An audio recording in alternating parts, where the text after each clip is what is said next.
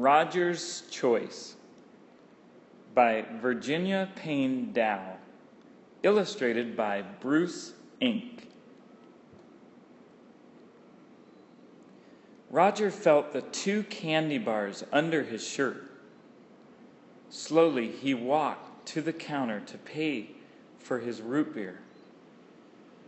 He jingled the change in his hand and tried to whistle a little tune. His throat was dry, and the cherry notes seemed to stick. "That all you want?" Mr. Bradley asked. He had a big, jolly face. When he smiled, his dimples looked like big holes in his cheeks. "Yes, sir, that's it." "Can't get over how much you've grown, Roger. 2 feet at least, huh?" Mr. Bradley's big hand ruffled Roger's hair before it took the change. He counted it and dropped it into the cash register. Mopping his forehead with a big white handkerchief, Mr. Bradley turned back toward Roger. "Say hello to that little sister of yours for me, Roger." "Yes, sir. See you around, Mr. Bradley." Roger went to the front of the store and used the bottle opener. Tipping the bottle upside down, he let the cold, fizzy liquid run down his throat. Roger stopped outside to bend over and tie his sneaker, and then ran down the street. As soon as he rounded the corner, he took the 2 candy bars from under his shirt. They were beginning to melt. Then he ran the 3 blocks to his home. "Wendy," Roger's whisper brought a quick scamper of little feet down the hall. Wendy was still in her long, thin nightgown. Her hair was tangled and dirty. "Hi, Roger. Did you bring me some candy?" Wendy ran forward and clung to Roger's hand. She took her candy bar and smiled up at him. "Yeah, kiddo. Where's Mom?" "Sleepin' still," Wendy said, her mouth full of the melting chocolate. "Listen, Wendy, I want you to comb your hair and get some decent clothes on. We're going for a walk," Roger said quietly. He went to the bare room that he called his own and flung himself down onto the thin mattress. He punched the flat foam pillow in frustration. It had been 2 days since his mother had been out of bed, and it wasn't the first time she had stayed in bed for so long either. After Roger's dad had left, his mother had cried a lot. She stopped taking Roger and Wendy to Sunday school. Lots of times she stayed in bed for 2, 3, maybe even 4 days at a time. Roger was sick of the makeshift meals he and Wendy were forced to eat. When everything in the apartment had been eaten, he had used the last of the money in his bank. There wasn't much there, and Wendy needed more than a few candy bars from Mr. Bradley's store. He wanted the Lord to show him what to do, but somehow, whenever Roger prayed these days, he felt as if his prayers didn't go very far. The Lord didn't seem to even hear. "Ready, Roger?" Wendy came to the open doorway in a faded skirt and a bright red t-shirt. Her hair was twisted into a ponytail. She looked terrible, but Roger didn't feel like worrying about his sister's appearance. "Okay, Wendy, out the door." Roger jumped from the mattress. "Where are we going?" Wendy asked. as they left the front steps. She had to skip every 3 steps to keep up with Roger. "Oh, I don't know," he answered, without looking at her. "I want something to eat." "Well, there's no money." "So?" "Wendy, you just can't get food without money." Roger raised his voice and gave her arm a little jerk. "Ouch!" "Look, I'm sorry. Just don't talk for a few minutes. I'm thinking about how to get something to eat." Roger knew he couldn't get a job. No one hired an 11-year-old boy. They walked slowly down the street. It was hot. Really hot. They weren't far from Mr. Bradley's store when Roger decided to go back for some more candy.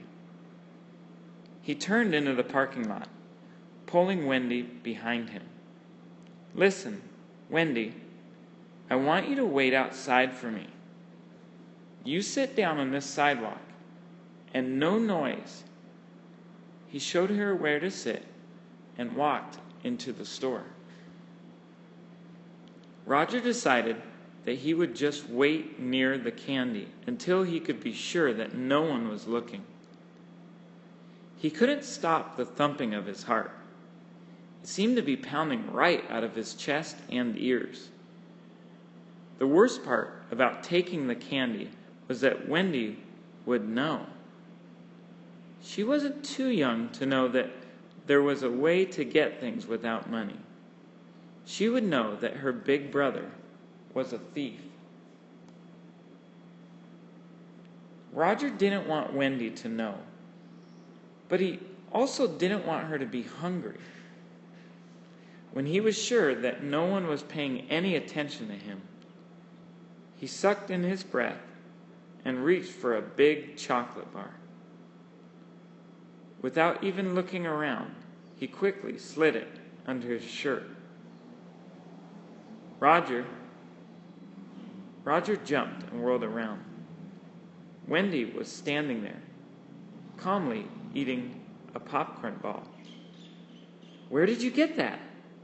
Why aren't you back where I told you to sit? Nobody told you to come in." Roger angrily shoved Wendy backward. He had thought for sure he'd been caught. He could see his mother's face with tears in her eyes as she came to pick him up at the police station. Way in the back of his mind, he could hear his Sunday school teacher telling him how God hated stealing. Tears sprang into Wendy's eyes, and Roger immediately felt sorry. He hadn't meant to yell. "Mr. Bradley gave it to me," Wendy sniffed. "He told me to come inside out of the hot sun. He gave me some lemonade, too." Roger looked across the store. Several customers were waiting at Mr. Bradley's cash register. He looked pretty hot and tired. Twice while Roger was watching, he wiped his forehead and neck with a big white handkerchief. "Listen, kiddo, you go back and tell Mr. Bradley thank you, and I'll be right with you," Roger said gently. As soon as she turned around, he pulled the chocolate bar from under his shirt and put it carefully back on the shelf. He looked back at Mr. Bradley, punching buttons on the cash register. His big, jolly face was sweaty. Suddenly, it seemed that the Lord gave Roger an idea. He walked over to the cash register and picked up a paper bag. He reached over and started putting groceries into it. "Need a hand, Mr. Bradley?" Mr. Bradley frowned and began to shake his head. "Roger, I can't hire you. I don't make enough to have help. I've told you that before." "Not even for a package of hot dogs? And maybe some bread and peanut butter?"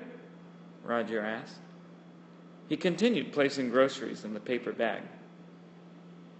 A slow smile spread across Mr. Bradley's face. He mopped his forehead again and nodded. "Okay, boy, you got yourself a deal." Roger felt like singing. Almost.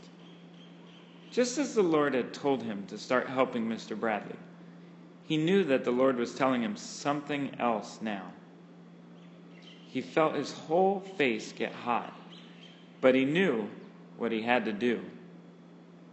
He watched the last customer in line pay for his groceries and walk out the door. "Mr. Bradley," Roger felt his voice squeak a little. "Mr. Bradley, please forgive me. I've stolen some candy bars, but I want to pay for them now. I'll work for them. I'm really sorry. The Lord hasn't listened to my prayers ever since I did it. Wendy was so hungry, Mr. Bradley, but it was wrong." Embarrassed, Roger realized that tears were streaming down his cheeks. Mr. Bradley wasn't smiling. "It's a serious thing. Stealing is," he said, looking down. "It cost me a lot of money." He mopped his forehead again, slowly this time. "But I forgive you, Roger," he said. "I know you know the Lord, and He can give you the strength never to steal again." Roger stood smiling a quivery smile while Wendy watched with big eyes. Mr. Bradley finally broke the silence. "Well, boy, if you're going to earn your keep around here, you'd better get working. Here." He handed Roger the broom. "This floor hasn't been swept in a month of Sundays. Those candy bars can be part of your pay." "Oh, thank you, Mr. Bradley." Roger beamed at Wendy and began to sweep the floor with all his might. "Wendy, you sit tight and watch Big Brother. When I'm done, I'll take you home. We'll have the best supper ever. I bet Mom will smell it cooking and get up and help eat it." Wendy looked up at Roger. She had sticky popcorn all over her face, but her eyes were shining. As Roger swept, he watched the pile of dust gathering in the center of the floor and smiled. That dirt was like his sins, out in the open, not swept under the rug. He felt 10 feet tall. He knew he had made the right decision.